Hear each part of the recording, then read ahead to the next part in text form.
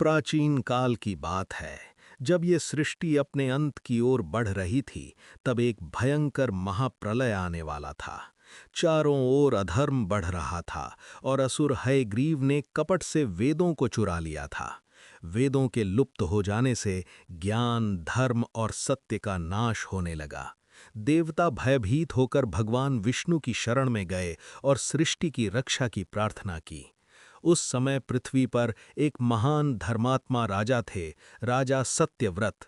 वे सत्य, करुणा और तपस्या के प्रतीक थे। एक दिन वे नदी के तट पर जल अर्पण कर रहे थे, तभी उनके अंजलि में एक छोटी सी मछली आ गई।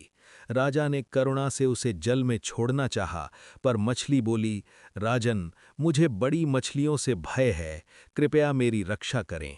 राजा सत्यव्रत उसे अपने कमंडल में ले आए।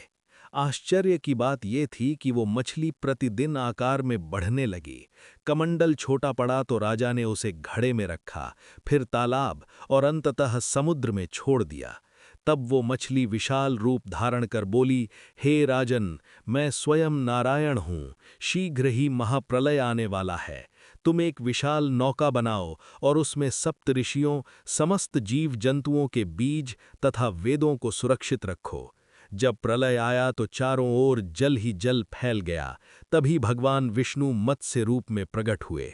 उनके मस्तक पर एक दिव्य सींग था। उन्होंने उस नौका को अपने सींग से बांध लिया और प्रलय के प्रचंड जल में सुरक्षित रूप से चलाने लगे।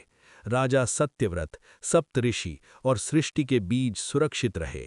इसी बीच भगवान विष्णु ने असुर हयग्रीव से युद्ध कर उससे वेदों को पुनः प्राप्त किया और ब्रह्मा जी को सौंप दिया।